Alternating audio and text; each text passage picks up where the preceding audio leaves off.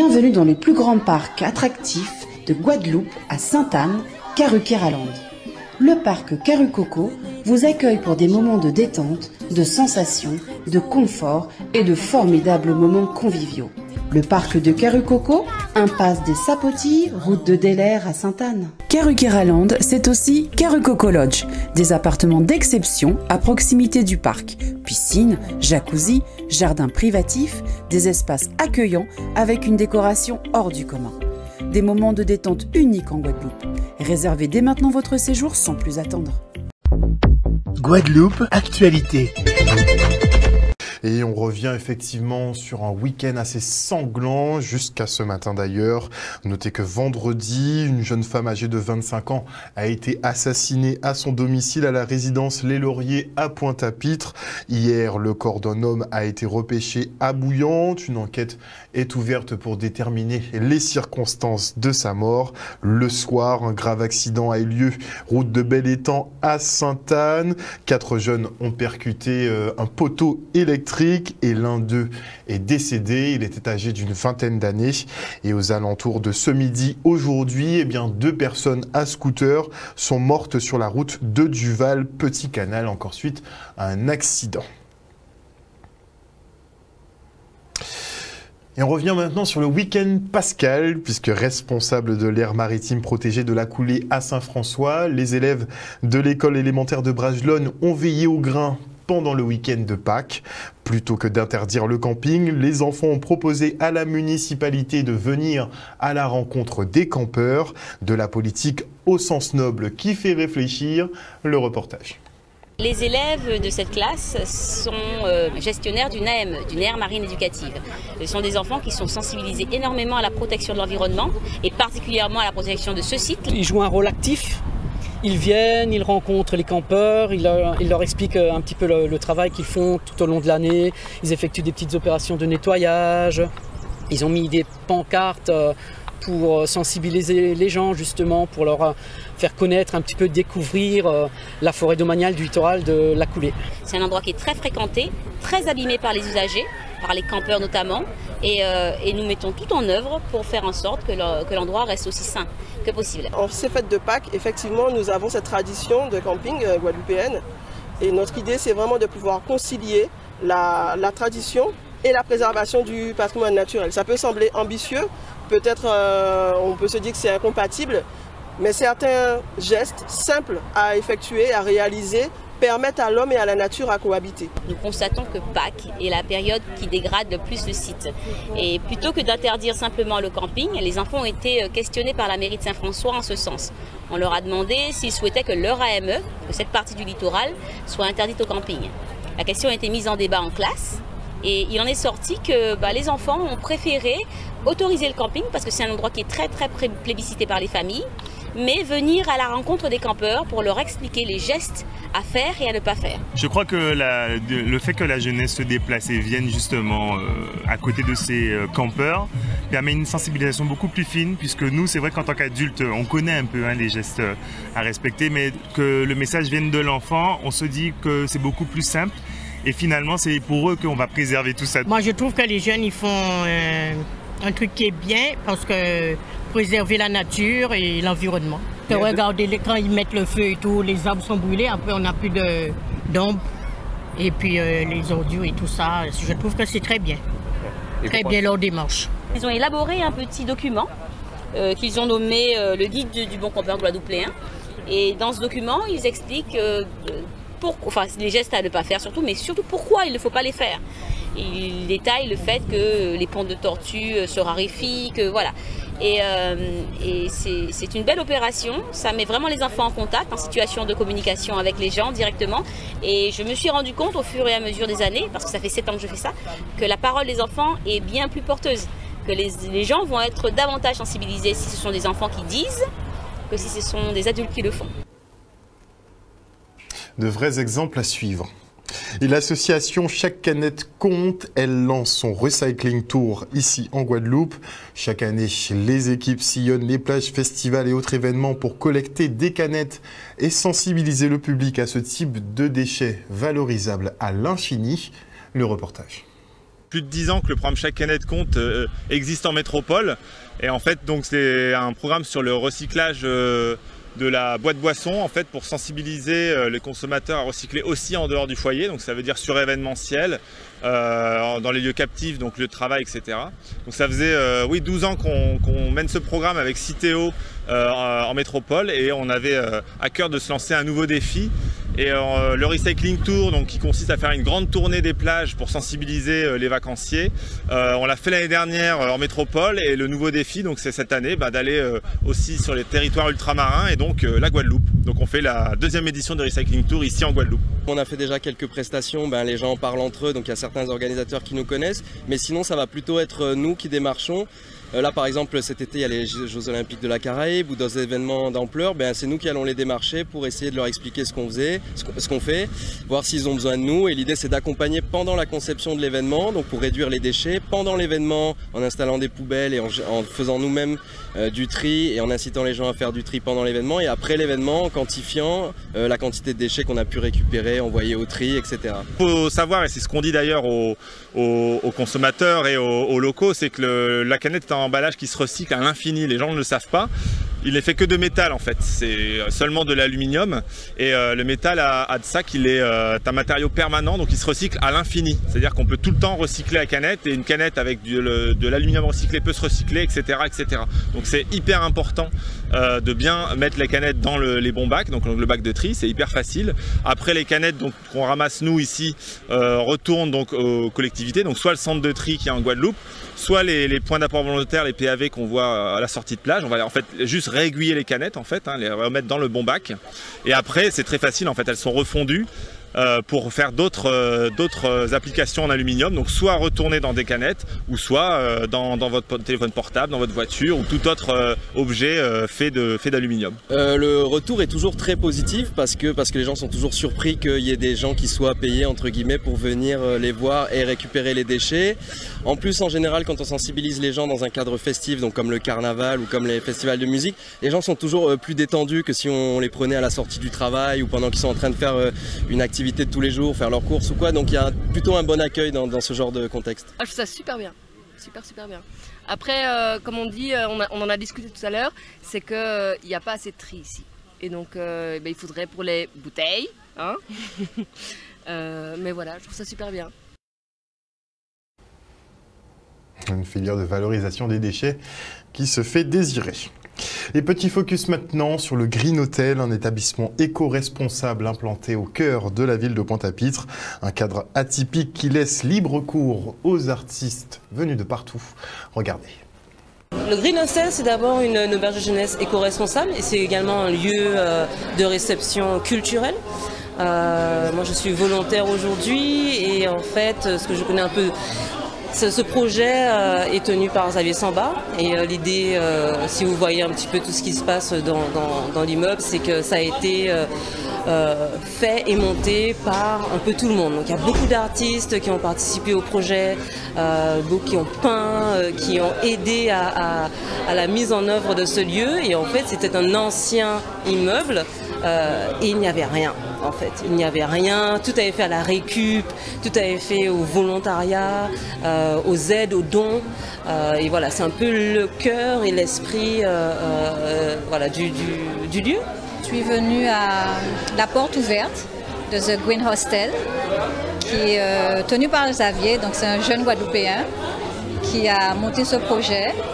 Je veux dire que le projet a eu beaucoup de hauts et de bas. Je suis extrêmement heureuse aujourd'hui de venir à cette porte ouverte parce qu'il aurait pu abandonner. Et entouré, bien entouré quand même, il n'a pas lâché l'affaire. Et ça donne un résultat magnifique aujourd'hui. C'est un projet qu'il porte depuis quelques années. Et donc voilà, donc on a pu le suivre en tant que, un peu voilà, les gens autour de lui. Donc on l'a vu évoluer et monter ces 2 étages. Voilà, de rien à ce que c'est aujourd'hui. C'est nécessaire. Aujourd'hui, maintenant, le tourisme change un peu. On a beaucoup plus de touristes sac à dos. Et c'est bien d'avoir un lieu qui soit dans Pointe-à-Pitre, ce qui montre la culture. Il montre un peu le savoir-faire culturel et artistique de la Guadeloupe. Et en plus, il est éco-responsable. J'ai visité une partie des lieux. Ce qui m'a frappé déjà, c'est c'est le côté végétal. Donc ça répond à The Green Hostel. Il a voulu quelque chose de vert. Et aussi les fresques ou les graffitis qui sont aussi magnifiques, qui donnent vraiment toute sa splendeur au lieu. La décoration à laquelle j'ai participé n'est pas censée ne pas durer longtemps en fait. Donc en fait c'est ouvert aux artistes qu'ils viennent et qu'ils prennent un mur, une chambre. Il y a des ouvertures, donc en fait c'est un lieu qui est amené à vivre et à évoluer.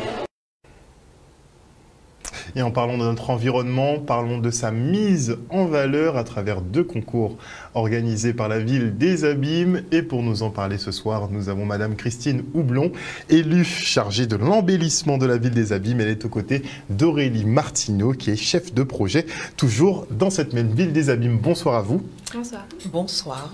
Et alors, bonsoir à tous les téléspectateurs et les remerciements de la ville des Abîmes et du maire de la ville, Éric Jalton. Alors donc Éric Jalton qui a validé donc 2 concours assez spéciaux. Est-ce que vous pouvez nous les présenter ? Je vais laisser le soin tout à l'heure à Aurélie Martineau de vous présenter ces 2 jeux concours, mais c'est le maire lui-même qui a demandé à mettre en place ces 2 jeux concours. Ça montre bien la volonté du maire des Abîmes de préserver la biodiversité, de faire en sorte que la nature reprenne de la place dans l'intérêt de la santé de la population après cette période. Enfin après, c'est encore toujours là, la Covid. Donc vous voyez un peu comment le maire des Abîmes est véritablement soucieux de préserver la santé de ses habitants et de la Guadeloupe tout entière, mais qui plus est, en les impliquant dans des actions. Et au travers de ces concours-là, on va voir comment le maire implique les citoyens abîmiens dans les actions de préservation de la biodiversité. On voudra savoir s'il a la main verte aussi. Je pense que peut-être que oui, mais on va lui demander ça. On va lui poser la question. Alors, est-ce que vous pouvez nous présenter ces 2 concours donc? Alors, les 2 jeux concours. Le premier, c'est le jeu concours photo qui s'intitule Le plus beau, remarquable et majestueux arbre des Abîmes. Le deuxième jeu concours, c'est le plus beau jardin créole traditionnel. Alors les inscriptions c'est jusqu'au 25 avril, donc c'est la semaine prochaine. On va détailler quand même les 2 concours. Donc vous parlez d'un concours photographique donc dans un premier temps et on doit immortaliser des arbres donc. Alors c'est ça qui sont sur le territoire des Abîmes et donc dès que vous voyez un arbre majestueux que vous avez remarqué, je ne sais pas, en roulant par exemple ou en marchant, eh bien vous pouvez aller voir le propriétaire du terrain ou même tout simplement sur votre propre terrain et vous le prenez en photo et là vous pouvez participer. Mais qu'est-ce qui détermine? Ça peut être l'âge, le fait qu'il soit centenaire plusieurs fois, ça peut être le volume, qu'est-ce qui va compter? Ça peut être l'âge effectivement, ça peut être aussi la localisation parce que si il est entouré, s'il est dans une forêt, il sera peut-être un peu moins mis en valeur. Si par exemple il est au milieu d'un parking, c'est-à-dire qu'il faut peut-être plus le protéger. S'il y a une histoire, c'est-à-dire s'il y a des gens qui ont tendance à se réunir autour de cet arbre pour faire des activités, ça le rend encore plus remarquable. C'est-à-dire qu'il y a une histoire derrière cet arbre-là. Donc il y a l'âge, il y a l'espèce, il y a la localisation, il y a vraiment plusieurs critères qui sont pris en compte. Il y a la beauté de l'arbre aussi. Et il y a l'histoire de l'arbre. Parce que quand vous connaissez un bel arbre, il vous parle, il vous dit quelque chose, vous ressentez, il y a tout cela. Et pourquoi vouloir mettre l'accent justement sur ces arbres? Je vous disais, pour inciter le citoyen à protéger son environnement, donc protéger tous les êtres vivants comme les arbres, les plantes, les animaux, l'homme. Donc développement, effectivement, il faut un développement urbain, mais vous voulez effectivement qu'on fasse plus attention donc à notre nature. Notre environnement, exactement. Ça c'est l'objectif de M. Éric Jalton et de tout temps. N'oubliez pas que Taonaba, c'est le fleuron de la biodiversité aux Abîmes. Exact. Effectivement. Donc il y a vraiment un axe éco-responsable, on va dire, axé sur l'environnement aux Abîmes. Il faut que ça perdure, c'est important. Donc premier volet du concours, ce concours photo. Deuxième volet, c'est le plus beau jardin créole traditionnel. Donc là, cette fois-ci, c'est chez vous, si vous avez un jardin, donc que ce soit en pleine terre ou sur une terrasse ou que ce soit un jardin collectif, eh bien, la ville des Abîmes a décidé de mettre en valeur ces jardins-là parce qu'il y a toute une histoire et aussi parce que ça a une importance, il faut les protéger, il faut aussi les mettre en avant et c'est pour ça qu'on a décidé de mettre en place ce concours. Les critères pour le jardin? Alors les critères, ça va être la diversité parce que forcément beaucoup de plantes, il faut. C'est ça, beaucoup de plantes et puis que ce soit vivrier, ornemental ou aussi médicinal parce que c'est aussi ça le jardin créole. Si c'est que vivrier, on n'est plus sur un jardin créole. Il faut qu'il y ait cette diversité de plantes. Après aussi c'est l'harmonisation, le visuel parce qu'il y a Le jardin créole, il y a un arrangement bien particulier qui est fait. Mais si on est en permaculture, bon, ça peut partir d'un peu dans tous les sens. Oui, aussi, mais après, il y a plusieurs critères. C'est ça, il faut qu'il y ait une esthétique. Et après, il y a aussi comment on utilise l'eau, les engrais, c'est-à-dire s'il y a des pesticides qui sont utilisés, c'est sûr que il y aura des points négatifs. Mais si on fait un compost, par exemple, les engrais qu'on utilise, plus ils sont naturels, plus ce sera mis en avant et plus il y aura de points pour le participant. D'accord, d'accord. Donc c'est l'aspect naturel qui prime et qui donne le plus de points. Donc ça ne sert à rien de traficoter, il faut que ce soit issu de la terre. Tout va dans le sens de la préservation de la nature, de la biodiversité et de vraiment le côté durable. C'est important. Le développement durable, c'est important. Comme elle dit Aurélie, la personne qui utilise du compost pour alimenter ses plantes, eh bien, ça fait des points en plus. Dans tous les cas. Parce qu'aller chercher des petits engrais en magasin, c'est beaucoup plus facile. Voilà, ouais. Alors, moi, hormis le concours, je vous ai annoncé que j'avais une petite question à vous poser. C'est qu'on s'attarde effectivement beaucoup sur la nature. Vous êtes en charge de l'embellissement de la ville, donc on sait que les fleurs sont importantes.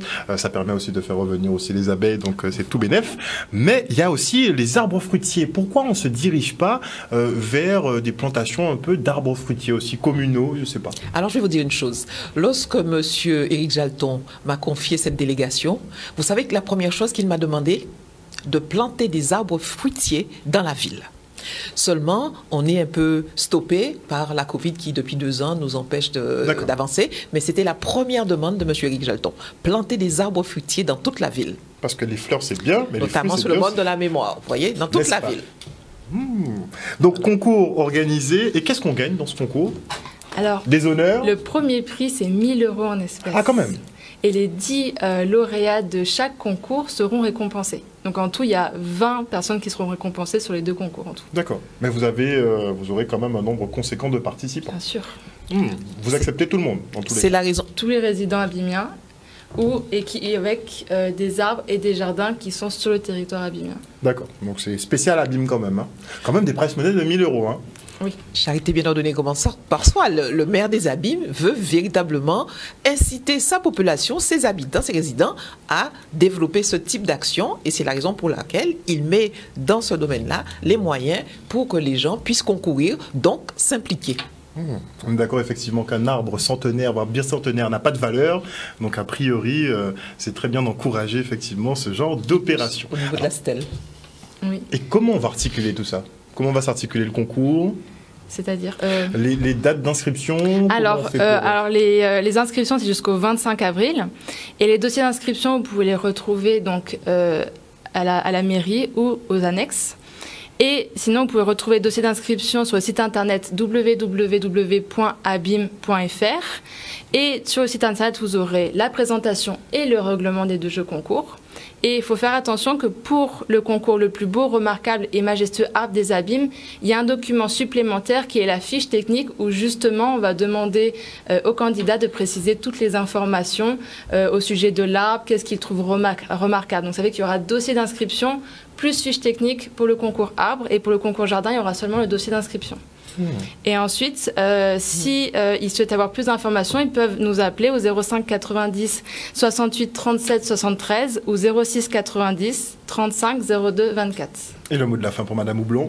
Moi, j'ai envie de dire que nous incitons tous les résidents qui veulent participer à ce concours, et j'espère qu'ils seront très nombreux compte tenu, Aurélie l'a dit, des nombreux prix qui sont mis en exergue, mais en dehors de cela, c'est partir à la recherche du plus bel arbre, du plus ancien, du plus majestueux, de celui qui vous touche pour que ça puisse demeurer vraiment un moment important de la ville, et ça partira dans les circuits touristiques. On aura une stèle, la personne qui aura gagné le premier prix pour le plus bel arbre, eh bien il y aura une stèle et ce sera un coin touristique qui sera visité par la suite.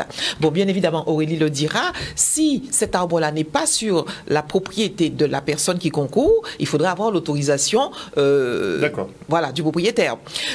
Pour les jardins, c'est aussi la même chose, parce que se nourrir de manière saine, c'est important de pouvoir avoir votre petit jardin, même sur les balcons, elle a dit Aurélie, même sur le balcon, on peut avoir des plantes médicinales, planter ses tomates, son persil, ses cives, etc. On peut donc avoir un jardin créole traditionnel. Donc, On incite les personnes à participer en nombre et le samedi 21 mai, ce sera une journée de fête à Taonaba, vraiment le fleuron de la biodiversité aux abîmes, où depuis le matin, 8 h, il y aura le marché, il y aura des ateliers. Je vais laisser Aurélie dire la suite, l'ensemble des choses. Mais ce sera vraiment un moment de bien-être, de partage et où on ira vers l'avant pour préserver notre santé, pour préserver notre planète, notre ville et pour aller plus loin dans le bien-vivre.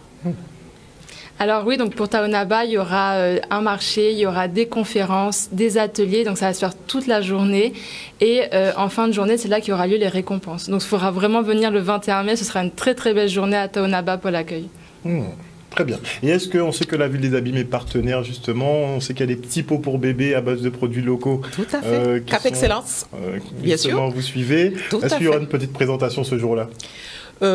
Oui, parce que je vais vous dire une chose, nous avons ces deux concours-là et le président d'un concours, le concours du Jardin Créole, est justement Jean-Luc Cellini qui participe au Petit Pot Pays.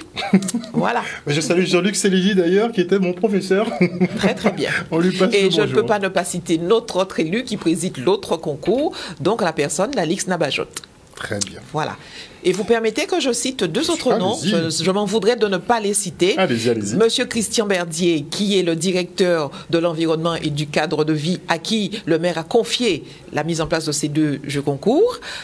Son chef de service, Rodrigue Ellis, et sans oublier Madame Marinelli Pernel, qui est directrice générale adjointe des services techniques de la ville et qui contribue très largement à encadrer ce projet. Merci beaucoup en tout cas à toutes les deux d'être venues nous présenter ces deux concours qui sont organisés par la ville des Abîmes. Donc l'un qui consiste à immortaliser le plus bel arbre, le plus majestueux que vous puissiez trouver sur le territoire abymien, et un autre avec les jardins créoles donc qui seront mis en valeur. Merci beaucoup. J'ai oublié de dire peut-être, mais parce qu'on le dira plus tard, tout cela sera fait dans le cadre de la première édition de la Fête des Jardins, de manière à mettre en valeur notamment le personnel. Donc il y aura une Fête des Jardins. La Fête des Jardins, première édition, où on mettra en valeur le personnel qui s'occupe des espaces verts. Merci encore une fois Madame Houblon. Et afin d'éviter que votre mémoire ne vous fasse défaut, il est important de faire travailler vos méninges. Et à Petit-Bourg, on mène donc des ateliers avec les seniors en utilisant les outils numériques. Regardez. Les ateliers de mémoire, si vous voulez, ça permet aux seniors de faire travailler leur mémoire comme le nom l'indique. Et donc ils font des séquences sur des tablettes, ce qui leur permet de trouver des mots et justement les méninges, ça doit jouer un grand rôle à ce que les gens fassent de la prévention pour éviter que la mémoire ne fasse défaut, n'est-ce pas? Donc c'est très important et les gens sont très enthousiasmés par le fait de faire ces séances, et ça se fait en 4 séances, toutes les semaines, une séance d'à peu près 10 personnes. Et les gens sont très contents, je me répète, et ils sont très fiers de venir ici exercer, faire cet exercice de mémorisation. Participer à cet atelier, c'est déjà une aide, hein, je dis, depuis après le confinement, ça nous aide parce que je pense qu'on a pris un coup, hein, nous les seniors, nous avons pris un coup après le confinement, rester enfermés, c'était pas toujours évident si on n'a pas fait quelque chose pour s'occuper. Donc maintenant là, ça nous fait que du bien de revoir la mémoire, si la mémoire est toujours au top. C'est une volonté politique du maire parce que le maire fait en sorte pour que le bien vieillir, pour que les personnes âgées de Petit-Bourg vivent bien et surtout en bonne santé. C'est la raison pour laquelle que nous avons mis en place ces ateliers et nous mettrons, maintenant que c'est un petit peu plus fluide et que la maladie commence à disparaître, nous allons pouvoir mettre en place d'autres ateliers en ce sens pour le bien vieillir à Petit-Bourg.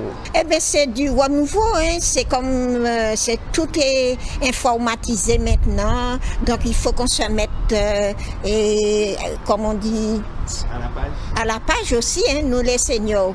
Et tout est fait en ligne, tout c'est l'ordinateur, donc il faut se mettre à la page. Il y a des ateliers de mémoire, il y a des choses pour les seniors. Profitez au maximum pour ne pas perdre ce qu'on avait auparavant.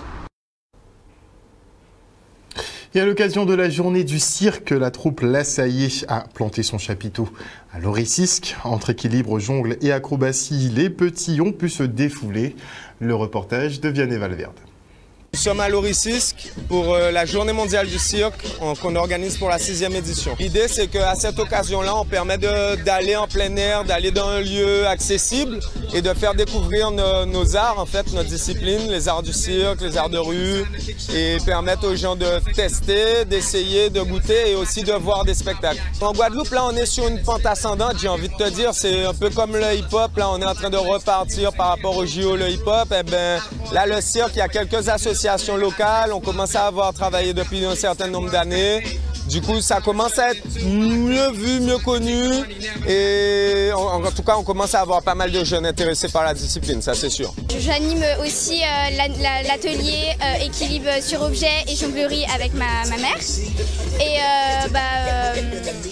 je fais dans l'Assaillé, je fais de l'aérien, du cirque en tout genre, donc avec un peu toutes les animations prévues. J'en avais déjà fait quand j'étais plus petite et en fait j'avais envie de refaire une activité sportive et du coup on a trouvé l'Assaillé et on a tout de suite aimé leur ambiance, leur atelier, ce qu'ils proposaient et on n'était pas obligé de vraiment être sévère et de tout donner, il fallait juste faire ce qu'on pouvait.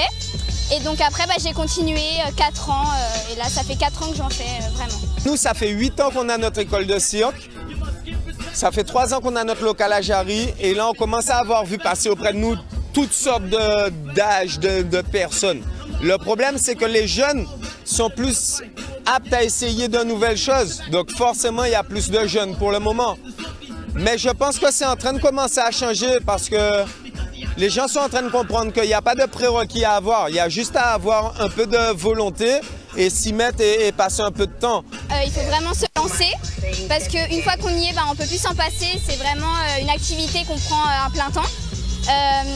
Une fois qu'on a commencé, vraiment, tu continues, tu veux apprendre les différentes pratiques, les différentes choses que tu fais au cirque.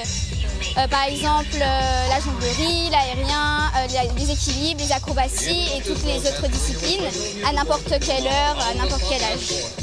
Outremernews.fr, le site de l'actualité Outre-mer, 24 heures sur 24 et 7 jours sur 7. Retrouvez la chaîne Outremer News sur YouTube.